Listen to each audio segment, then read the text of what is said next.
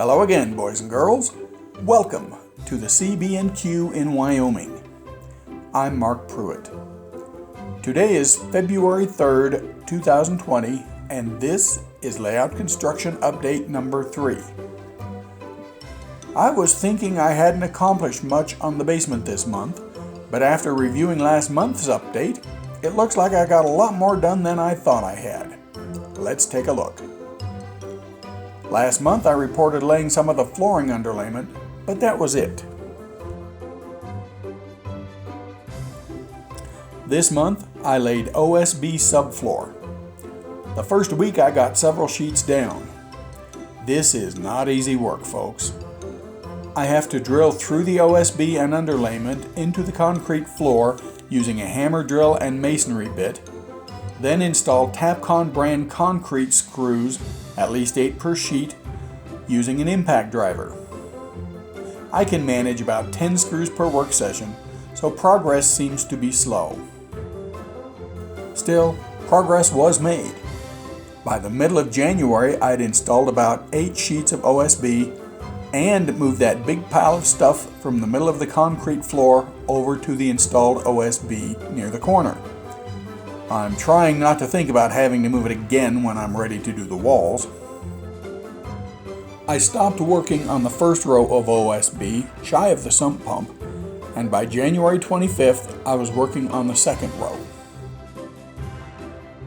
The last week of January, I went back and installed the OSB all the way to the wall in the first row. This involved cutting a big round hole, well, more or less round, to make it possible to remove the lid of the sump for maintenance of the pump. That's the sump in the far left corner. Finished flooring will come up to the edge of the OSB and stop. Benchwork will sit over the sump so it won't be in the way or be an eyesore in the finished basement. That is, at least until the layout is dismantled at some point. And this shot is looking back at the current state of the floor. Over the last couple of days, I've removed the right-hand section of the furnace stud wall and cleaned up the concrete floor. Turns out the contractor used construction adhesive and ramset nails to attach the bottom plate to the floor. So, what about the track plan? In last month's video, I reported being in the middle of working out a whole sheaf of options for the general arrangement. Well, I came up with 6 different options altogether, one of which had 2 variants. Here's option 1. The cramped aisleways on the left side meant this one didn't last very long.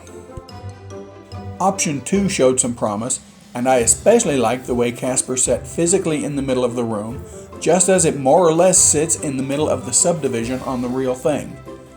But it didn't use the space very efficiently, and I finally wound up scrapping it. The 2 variants of option 3 seemed promising, and I spent quite a bit of time working on 3B. But I really didn't like the way the Wind River Canyon was crammed into the corner, almost as an afterthought, so I continued to develop other arrangements. I liked the position of Lander and Cody in option 4, but I had to leave out too many different pieces of the Burlington mainline to go with this one. Option 5 shows promise. It sports a partial lower deck for Cody directly under Thermopolis and an upper deck for Lander over Oren/Franny. Plus it leaves ample room for the Wind River Canyon on the upper peninsula in this diagram. One downside is that I had to omit Laurel and the entire northern Pacific, but by using the big staging area in the reverse loop under the Canyon Peninsula, impact to operations on the Burlington trackage, the main focus of the layout, will be minimal.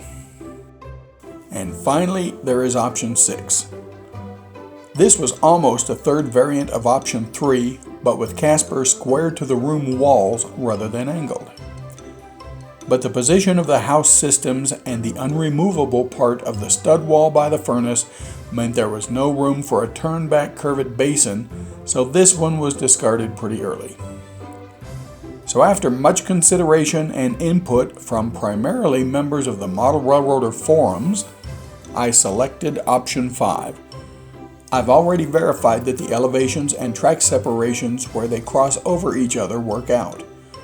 Over the next few months, I'll begin planning bench work and continue adding details to the track arrangements in the various towns on the layout. So we come to the end of another layout update. February will see continuing work on the basement, and I hope to start erecting stud walls by the time the March update comes around. Thanks for watching, everyone. I'll see you next month.